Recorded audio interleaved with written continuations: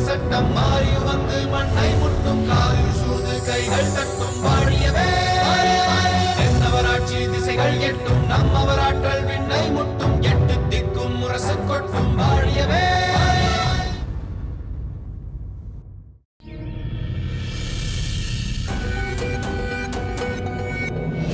உங்களுக்குத்தான் அவர்கள் யார் என்பது புதிய செய்தி தந்தையே.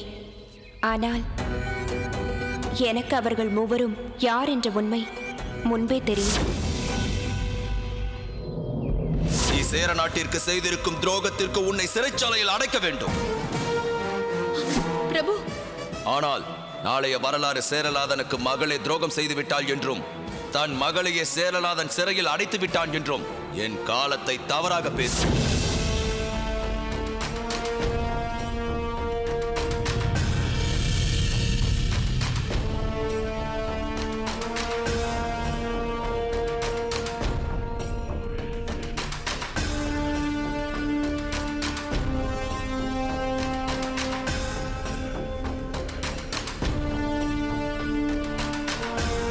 மன்னவா, சொல்லுங்கள் பிரதானியாரே.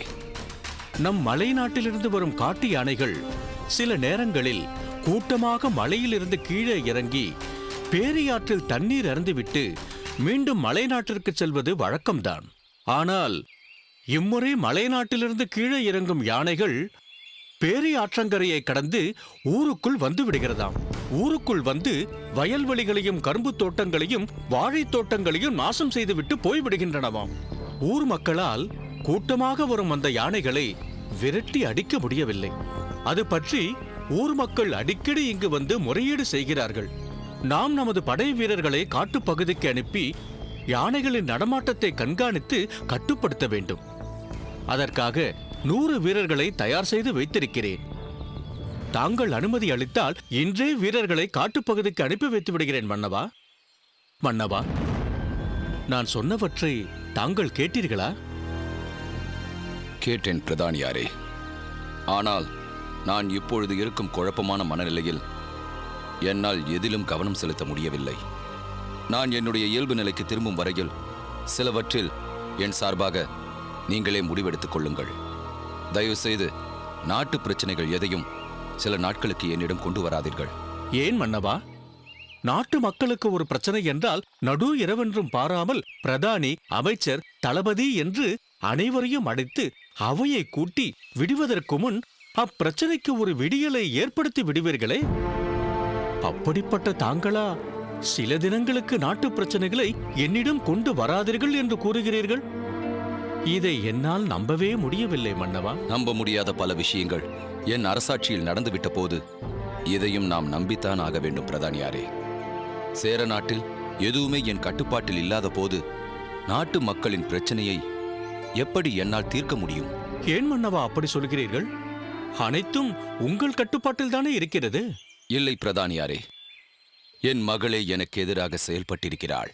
அப்படியானால் அவளே என் கட்டுப்பாட்டில் இல்லை என்றுதானே அர்த்தம்?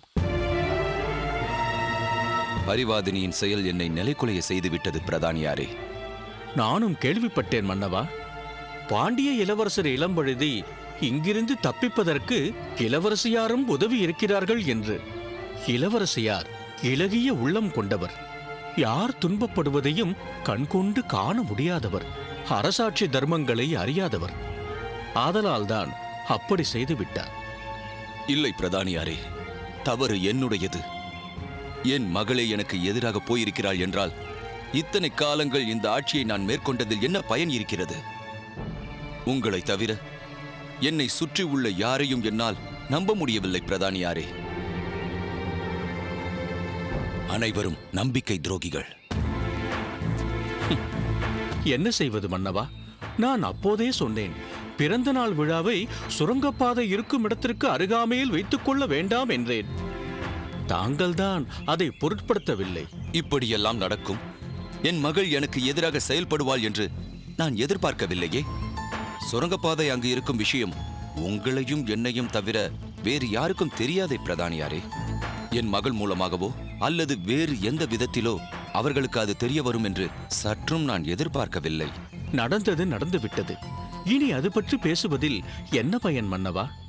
நடந்ததெல்லாம் நன்மைக்கே என்று நாம் எடுத்துக்கொள்ள வேண்டும். எது நன்மை பிரதானியாரே? எது நன்மை? என்னை கொல்ல வந்த ஒரு குற்றவாளியை என் மகள் இங்கிருந்து விடுவித்து அனுப்பியதுதான் நன்மையா? இல்லை, இல்லை. இளம் வழுதி இங்கிருந்து சென்றதற்கு காரணமாக இருந்த யாரை வேண்டுமானாலும் நான் மன்னிப்பேன். ஆனால் பரிவாதினியை மட்டும் நான் மன்னிக்க மாட்டேன். மன்னவா, வேண்டாம். இனி இதை பற்றி நாம் பேச வேண்டாம். யானைகளை கட்டுப்படுத்த காட்டிற்கு வீரர்களை அனுப்ப ஏற்பாடு செய்யுங்கள். சில நாட்களுக்கு எதையும் என் கவனத்திற்கு கொண்டு வராதீர்கள்.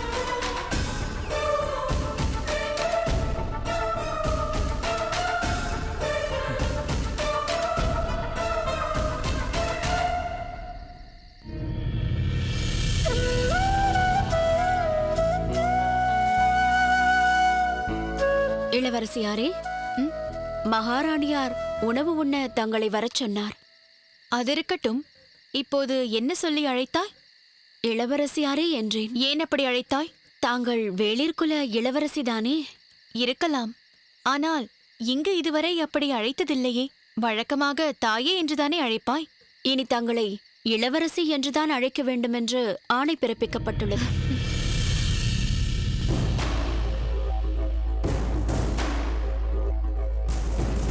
சரி, நீ சென்று நான் வருகிறேன் என்று மகாராணியாரிடம் சொல். உத்தரவு.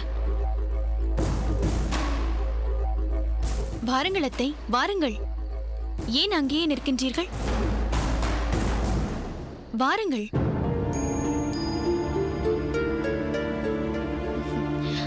அமருங்கள்.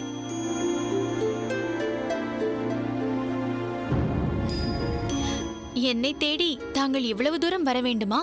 ஒரு வார்த்தை சொல்லி அனுப்பியிருந்தால் நானே அங்கு வந்து பார்த்திருக்க மாட்டேனா? அத்தை, என்னவாயிற்று? எதற்காக இப்படி எதுவும் பேசாமல் இருக்கிறீர்கள்? உன்னால் எப்படி தாமரை என்னிடம் இப்படியெல்லாம் பேச முடிகிறது? இந்த அளவிற்கு நீ மரியாதை கொடுப்பதற்குரிய தகுதி என்னிடம் அப்படி என்ன இருக்கிறது? இதென்ன கேள்வி? நீங்கள் என் அண்ணன் இருங்கோவேளின் பாசத்திற்குரிய தங்கியாக கருதப்பட்டவர். என் உயிரை காத்த அழுந்தூர் வேளார் விஜய பூபதி மாமாவின் மனைவி. தங்களுக்கு நான் மரியாதை தருவதில் என்ன தவறு? இடையில் நடந்த எல்லாவற்றையும் நீ மறந்ததைப் போல் பேசுகிறாயே. நான் உனக்கு எந்த தீங்கும் செய்ததில்லை என்பது போல் நீ என்னிடம் நடந்து கொள்கிறாயே. இத்தகைய உயர்ந்த உள்ளம் உனக்கு எப்படியம்மா அமைந்தது?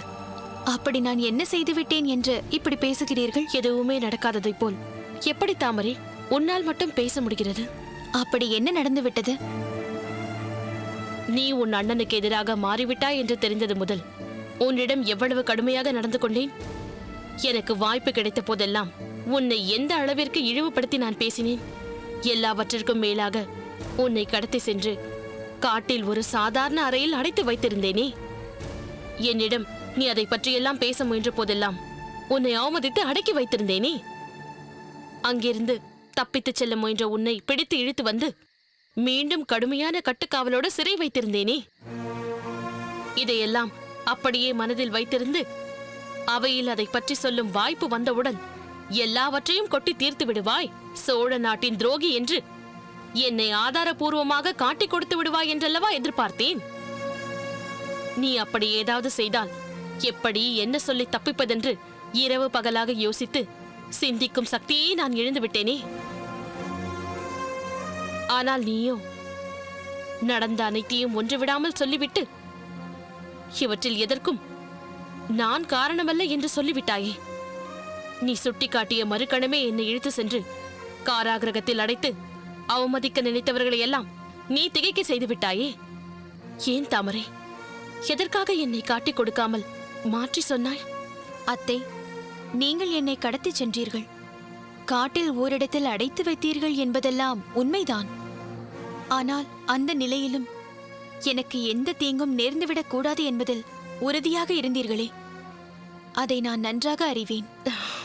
எனக்கு காவல் இருந்த இருளாயியின் மகன் இடும்பன் என் பெண்மையை சூறாட முயன்றான் என்பதை அறிந்ததும் நீங்கள் எப்படி கொதித்துப் போனீர்கள் என்பதை நான் நன்றாக அறிவேன். என்னிடம் கடுமையாக நடந்து கொண்டாலும் நான் வேளிர்குடி இளவரசி என்ற கௌரவத்தை நீங்கள் மறந்ததே இல்லை.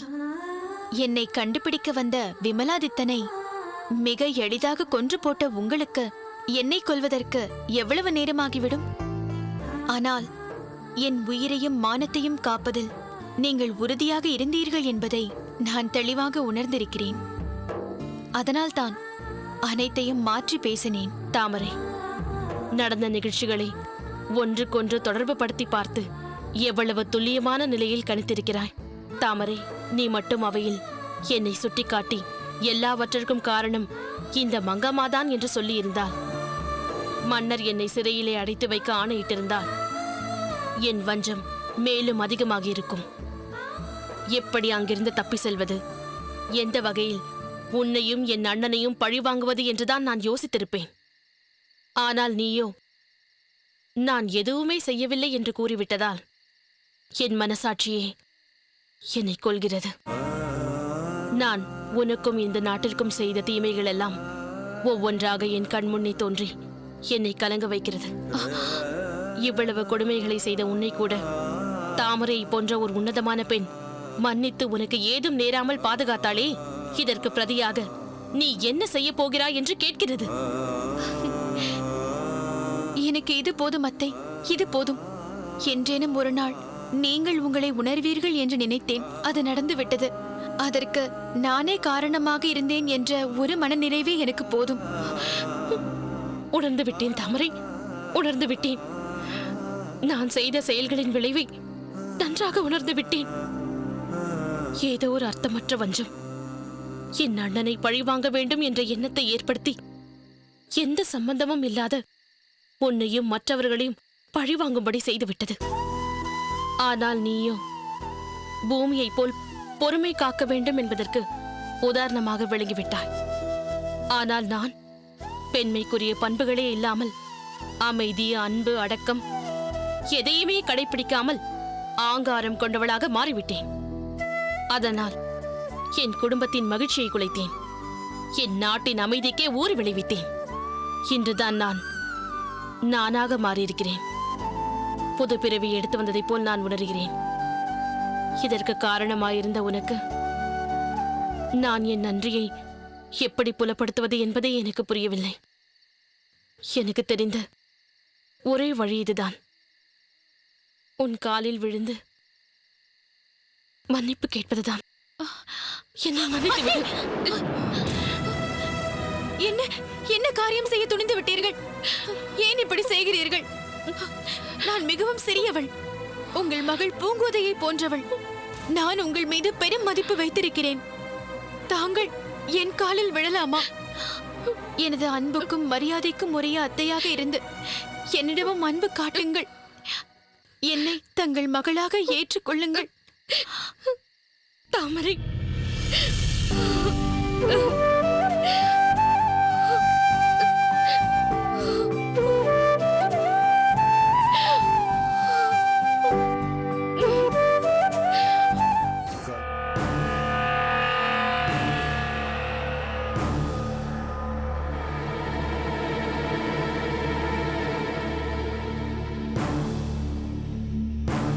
என்ன கருங்குழலி, ஏதோ ஆழ்ந்த யோசனையில் இருக்கிறாய். அப்படி எதை பற்றி யோசித்துக் கொண்டிருக்கிறாய்? நான் வேறெதை பற்றி யோசித்துக் கொண்டிருக்க போகிறேன். உங்கள் இருவரை பற்றி தான் யோசித்துக் கொண்டிருந்தேன். எங்கள் இருவரை பற்றி அப்படி என்னதான் யோசித்துக் கொண்டிருந்தாய்? ரோமாபுரி தூதுவனை பாதுகாக்கும் பாதுகாவலர் பதவி உங்கள் இருவரில் ஒருவருக்குத்தான் கிடைக்கும் என்று நான் எதிர்பார்த்தேன். ஆனால் அந்த பதவி செழியனுக்கு போய்விட்டதே. என்ன செய்வது? நாங்கள் எவ்வளவோ முயற்சித்தோம், வாதாடி பார்த்தோம். செழியன் தான் அந்த பதவிக்கு தகுதியானவன் என்று பாண்டிய மன்னர் முடிவெடுத்து விட்டாரே. பாண்டிய மன்னர் இப்போது எடுத்துள்ள முடிவை மீறி எங்களால் எதுவும் செய்ய முடியாது. ஆனால் அந்த ரோமாபுரி தூதுவன் பாண்டிய நாட்டிற்கு வந்த பிறகு ஏதாவது சதி செய்து செழியன் அந்த பதவிக்கு தகுதியில்லாதவன் என்ற எண்ணத்தை பாண்டிய மன்னர் மனதில் உருவாக்க முடியும். ஆமாம், ஒவ்வொரு முறையும் இப்படித்தான் ஏதாவது ஒரு திட்டத்தை சொல்லிக்கொண்டே இருக்கிறீர்கள். ஆனால் இறுதியில் வெற்றி பெறுவது அந்த செழியனாகத்தானே இருக்கிறான். நீ சொல்வதும் உண்மைதான் கருங்குழலி. நாம் என்னதான் திட்டம் போட்டு நடத்தினாலும் அவை எல்லாமே நமக்கு எதிராகத்தான் முடிகிறது. நம் இளவரசர் இளம்பழுதியை அந்த சேர மன்னர் காவலில் வைத்திருக்கிறார் என்ற செய்தி நமக்கு கிடைத்ததும் நாம் என்ன நினைத்தோம்? அந்த சேர நாட்டின் மீது படையெடுத்து போய் இளம்பழுதியை மீட்கலாம் என்றிருந்தோம். நம்மால் என்ன செய்ய முடியும் மணிமாறா? நம்முடைய திட்டங்களுக்கெல்லாம் முதலில் சம்மதம் கொடுத்த பாண்டிய மன்னர் இறுதியில் அதை நிராகரித்து விட்டாரே.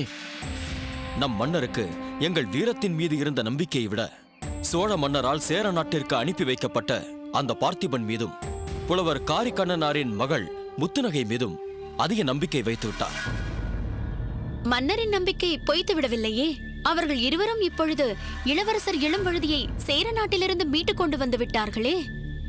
இளவரசர் இளம்வழுதி இப்பொழுது சோழ நாட்டை அடைந்து விட்டாராம். மலர்கொடியையும் அழைத்துக் கொண்டு விரைவில் அவர் பாண்டிய நாட்டிற்கே வந்து விடுவார். அந்த விஷயம் எங்களுக்கும் தெரியும் கருங்குழலி.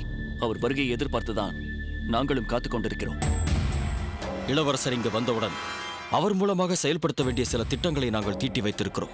ஆமாம், அவ்வப்போது இப்படி அவசரத்தில் முடிவெடுத்து ஆத்திரத்தில் செயல்பட்டு ஒவ்வொரு விஷயமாக நாம் கோட்டை விட்டுக் கொண்டிருக்கிறோம். இனியாவது சற்று எச்சரிக்கையாக நடந்து கொள்ளுங்கள். நிச்சயம் இம்முறை நாங்கள் எச்சரிக்கையாக நடந்து கொண்டு வெற்றி பெறுவோம்.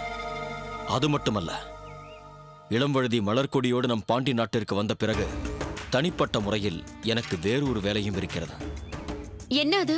மலர்கொடியை இளம்வழுதியுடன் சந்தோஷமாக வாழ விடாமல் தடுப்பது. அண்ணா, அது உங்களால் முடியாது. ஏன் முடியாது என்று சொல்கிறாய்? அவர் ஏற்கனவே முயற்சித்து மூக்குடைப்பட்டது போதாதா? அண்ணா, சில விஷயங்களை பெண்களால் தான் சாதிக்க முடியும். நீங்கள் மற்ற விஷயங்களை பாருங்கள். மலர்கொடி விஷயத்தை என்னிடம் விட்டுவிடுங்கள். என்னால் முடிந்ததை நான் பார்த்துக் கொள்கிறேன்.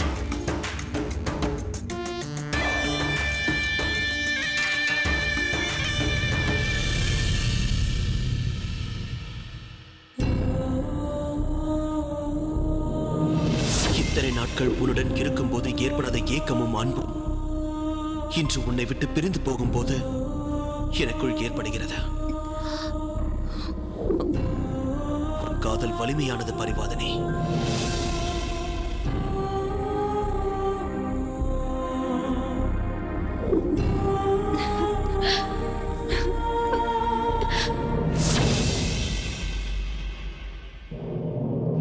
அவர்கள் 3 பேரும் எனக்கு செய்த துரோகத்தை விட என் மகளாக இருந்து கொண்டு நீ எனக்கு செய்த துரோகம் மன்னிக்கவே முடியாதது.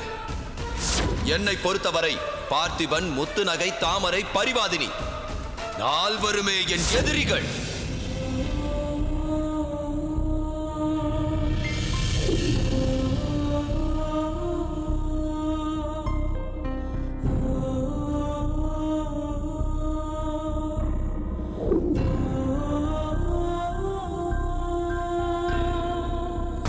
பரிவாதினி,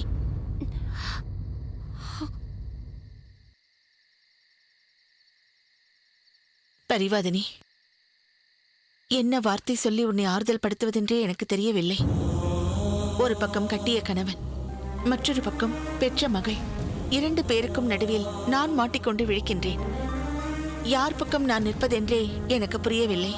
அம்மா, நான் அவர்களுக்கு உதவியது தவறு என்று தந்தையைப் போல் தாங்களும் நினைக்கிறீர்களா? என்னை பொறுத்தவரை நான் செய்தது தவறு என்று எனக்கு தோன்றவில்லை. அவர்கள் விஷயத்தில் என் மனசாட்சியின் படிதான் நான் நடந்து கொண்டேன்.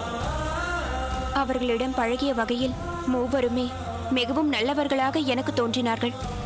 அவர்களின் உயர்ந்த நோக்கமும் எனக்கு புரிந்தது. என்னிடம் உண்மையாக இருந்த அவர்களிடத்தில் நானும் உண்மையானவளாகத்தான் நடந்து கொள்ள விரும்பினேன். அதனால்தான் இளவரசர் இளம்வழுதியை இங்கிருந்து அவர்கள் மீட்டு செல்வதற்கு என்னாலான உதவிகள் அனைத்தையும் நான் அவர்களுக்கு செய்தேன். அம்மா, நான் அவர்களுக்கு உதவியது தவறா? நீ செய்தது சரியா தவறா என்ற விவாதத்திற்கே இப்போது நான் வரவில்லை. இன்னும் சொல்லப் போனால், பாண்டிய இளவரசர் இளம்வழுதியை காவல் கட்டுப்பாட்டில் இங்கு வைத்திருப்பது தவறு. அவரை விடுதலை செய்துவிடுங்கள் என்று உன்னுடன் சேர்ந்து நானும் தான் உன் தந்தையாரை வற்புறுத்தினேன். இளவரசர் இங்கிருந்து மீட்கப்பட்டதில் எனக்கும் உடன்பாடுதான். அதில் கடுகளவும் நீ சந்தேகம் கொள்ள வேண்டாம். என் மனசாட்சியின் படிதான் நான் நடந்து கொண்டேன் என்று உன் பக்கத்து நியாயங்களை நீ சொன்னாய். ஆனால் உன் தந்தையின் கோணத்திலிருந்து நீ சிந்தித்து பார்த்தாயா? ஒரு நாடாளும் மன்னருக்கு எதிராக வேறு நாட்டிலிருந்து மாறுவேடத்தில் வந்த இருவர் தன்னிடமே நல்லவர்கள் போல் நாடகமாடி நம்ப வைத்து தன் கட்டுப்பாட்டில் இருந்த ஒருவரை மீட்டுச் சென்றிருக்கிறார்கள். அதற்கு தன்னுடைய சொந்த மகளே துணை புரிந்திருக்கிறாள் என்பது ஒரு மன்னருக்கு தெரிய வந்தால் அது எத்தகைய மனவேதனை அவருக்கு அளிக்கும் என்பதை நீயே சற்று நினைத்துப்பார். பரிவாதினி, உன் தந்தையாரை பற்றி எனக்கு நன்றாக தெரியும். அவருக்கு எதிரானவர்கள் எத்தகைய துன்பத்தை தந்தாலும் அதை அவர் சிறிது கூட பொருட்படுத்த மாட்டார். ஆனால் தான் அன்பு கொண்டவர்கள் அவருடன் சிறிது முரண்பட்டாலும் அதை அவரால் தாங்கிக் கொள்ளவே முடியாது. உள்ளுக்குள் நொறுங்கி போய்விடுவார்.